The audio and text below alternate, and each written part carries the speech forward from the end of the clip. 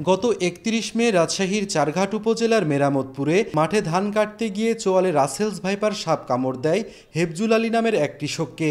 সাপটিকে মেরে সঙ্গে নিয়ে ১.৫ ঘন্টার মধ্যে রাজশাহী মেডিকেল কলেজ হাসপাতালে ভর্তি হন। কর্তব্যরত চিকিৎসক ৩ দিন আইসিইউতে রেখে চিকিৎসা দেয় এখন অনেকটাই সুস্থ হেফজুল। গত ৭ মে চারঘাটে শাকিনুর রহমান সাব্বির নামের রাজশাহী বিশ্ববিদ্যালয়ের এক শিক্ষার্থী মারা যায় বিষধর এই সাপের কামড়ে। রাজশাহী মেডিকেল কলেজ হাসপাতাল থেকে পাওয়া তথ্য অনুযায়ী ২০২৩ সালে রাসেলস ভাইপার সাপের কামড়ে ১৮ জন ও ২০২৪ সালে ৫ জন মারা গেছে। একসময় বিলুপ্তপ্রায় চন্দ্রবোরা জাতের এই সাপটি রাজশাহীর পদ্মা নদীতে পাওয়া গেলেও এখন আশেপাশের জেলাগুলোতে ছড়িয়ে পড়েছে।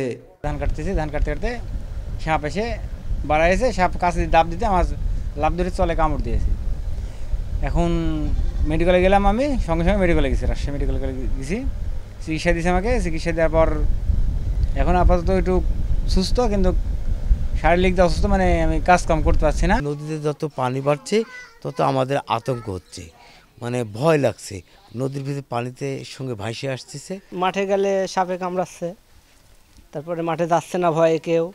বাচ্চা কাচ্চা আছে, আমরা তো সতর্ক যতে থাকি না কেন, কখন কি হয় তা তো বলা যায় না। আমরা তো খুব ভয়ে আছি। নগদের কাছে সব গ্রাহকই প্রিয়, তাই তো সারা দেশে ক্যাশ আউট চার্জ সবচেয়ে কম।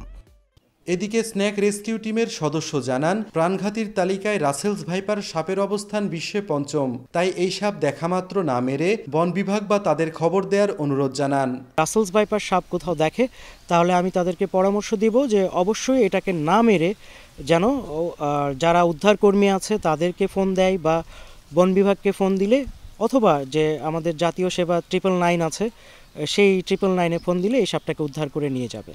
আর হাসপাতালে পর্যাপ্ত পরিমাণ অ্যান্টিভেনাম রাখার পাশাপাশি রাসেলস ভাইপার সাপে কাটা রোগীকে ঝাড়ফুঁক বা ওঝার কাছে না নিয়ে দ্রুত হাসপাতালে নেয়ার পরামর্শ চিকিৎসকের। সাপে কাটলে আতঙ্কিত হবেন না, দ্রুততর সময়ে আপনারা নিকটস্থ সরকারি হাসপাতালে যোগাযোগ করবেন এবং সেখানে গিয়ে আপনারা চিকিৎসা নেবেন।